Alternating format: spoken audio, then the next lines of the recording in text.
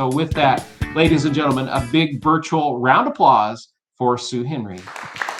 Welcome, Sue. So glad that you're here. Thanks for being with us today.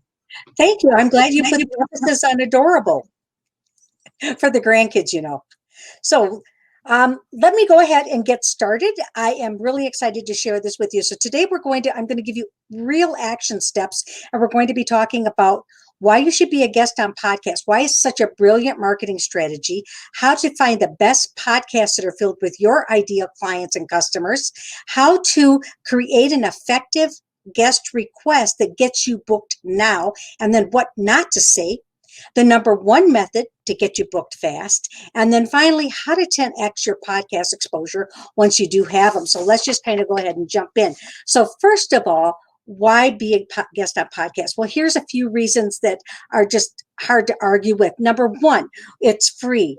Hard to argue with free, right?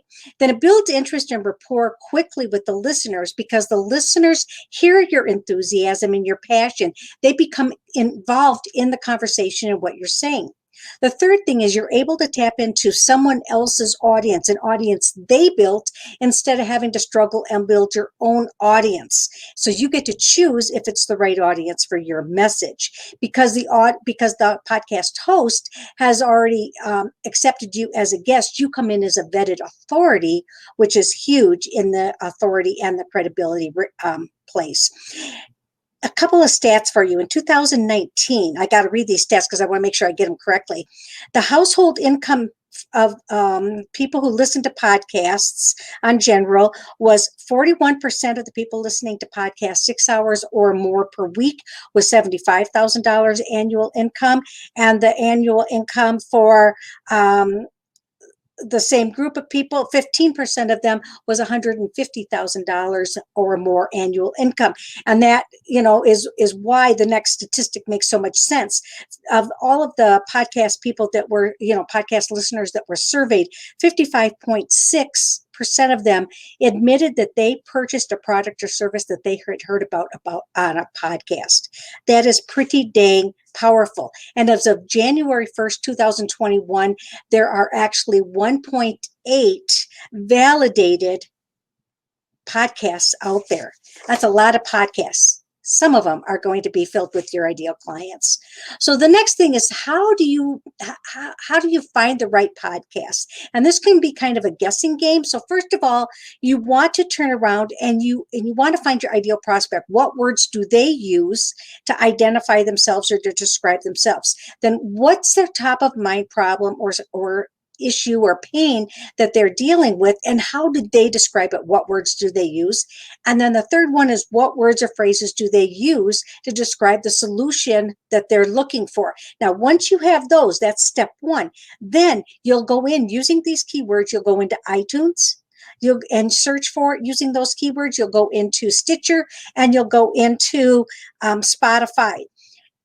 And after you go through those three, then you're going to go into Google. You'll put those keywords in there and then also put in plus podcast so the right ones come up. Now, some of it's going to be redundant, but I've got to tell you that with so many podcasts, when you're first getting started, you're going to want a smaller audience to get started, become familiar with the format, and get yeses as you're building that credibility and experience.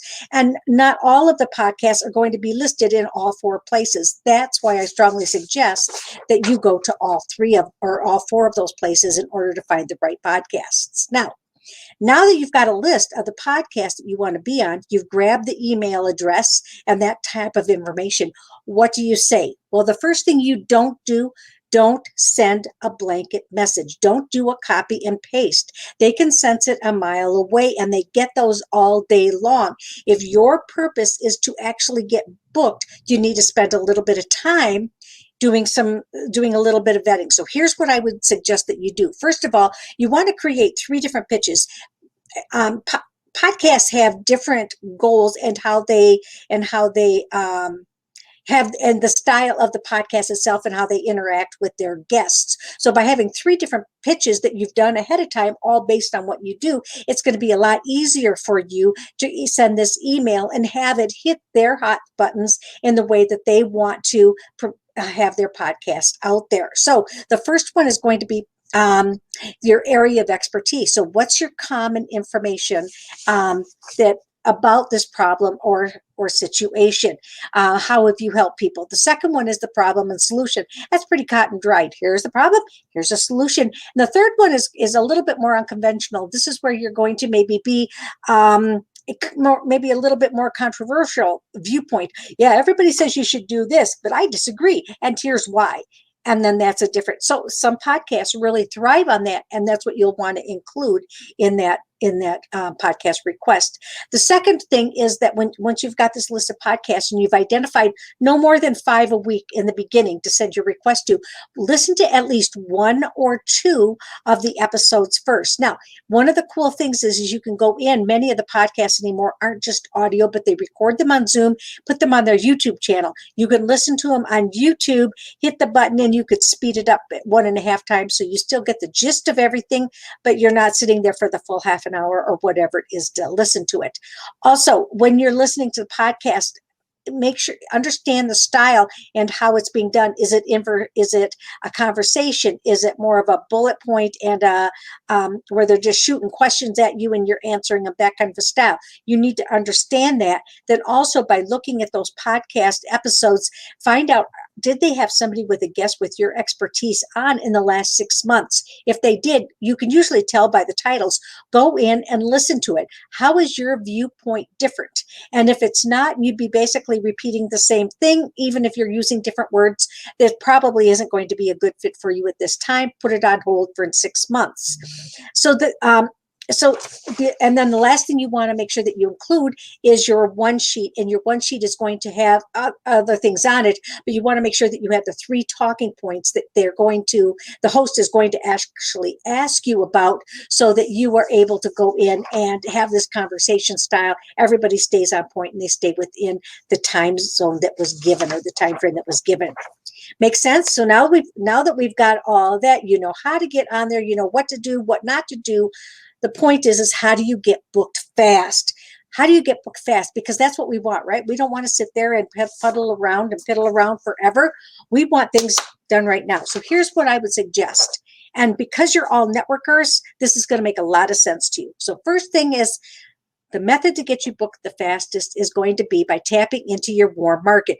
Who do you know who has a podcast? Who do you know that knows other podcasters? So here's what I would suggest. Let's just use LinkedIn as an example, so that you have a frame of reference. I'm assuming most of you are on LinkedIn. So if you went into your connections and you did search, then you did connections and your first and second connections, and then you put podcast up in the search, and you started to search.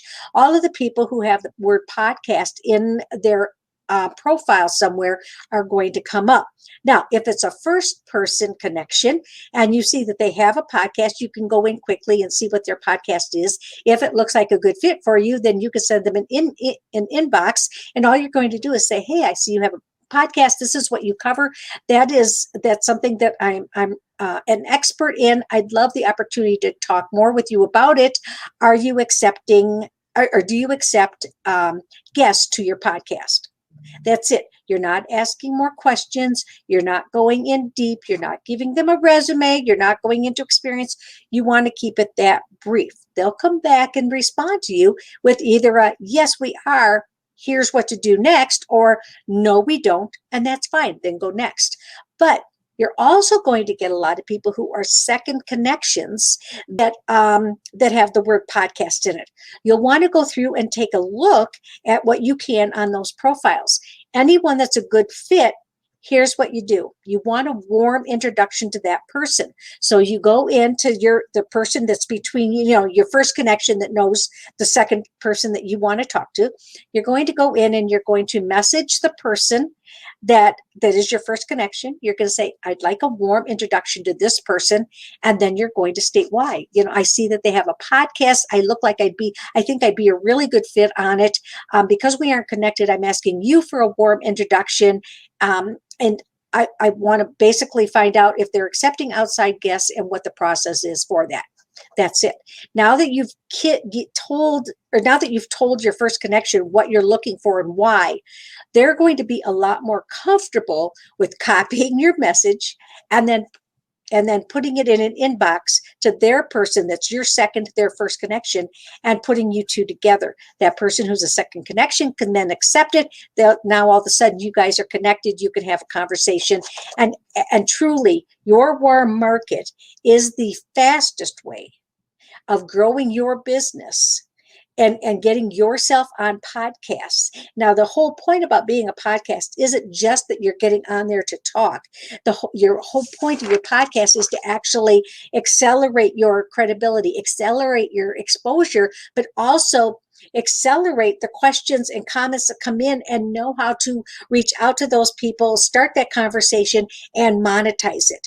This is a process for monetizing and making money from your podcast exposure, not just being out there and talking and being able to say, oh, I have all these people I've been on a podcast with, but all it did was take your time. The other beautiful thing about podcasts is that it allows you to take your message, instead of one at a time, many at one time, to one person.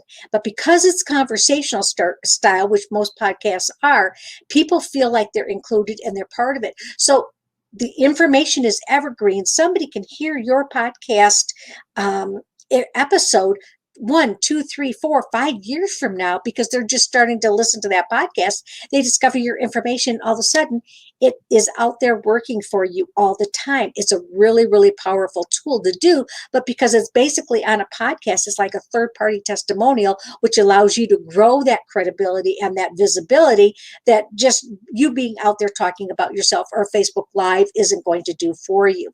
So the last thing I want to touch on is, how do you 10x your podcast exposure? You're on a podcast. Now, all of a sudden, what do you do? So after you're done with the podcast host is going to go ahead. They're going to render or do whatever they do to the audio, and you'll always get the audio link, and oftentimes you'll also get the video link, so that if you've got a YouTube channel, you can put the video link on your YouTube channel. You can put it all over the place if you want to. You can take the 3 top points that you covered, put it in a blog post, and then in that blog post drive them back to the audio, or you could embed the video right in your blog post. You can take that same blog post, modify it a little, turn it into an email that goes out to your list. Take that same blog post, modify it a little, put it on LinkedIn as an article. You can also take that video, if you've got that, break it into small pieces, and then all of a sudden you've got IGTV, you've got IG stories, Facebook stories, TikToks. You've got all sorts of different ways that you can take those small snippets, and again, turn around and drive your traffic right back to your blog post, which has the information on it. Because when you've got the information on your blog post and you've embedded your video there or embedded the audio, that way, if you ever want to retarget the people who have gone and listened to it with a Facebook ad, you have the ability to do it as long as it's pixeled. And then what you want to do is you can take little sound bites from your talk, and then those sound bites give you the opportunity to create little memes, little quotes, and things like that. And again, drive them right back to that blog post, or to your blog post and to the video, so that you can not only get a lot of exposure for the podcast host, which they want, but it really makes you look a lot larger than life than maybe what you might feel like you are, and have people who maybe haven't come across you before start seeing your stuff and saying, wait, I want to know more.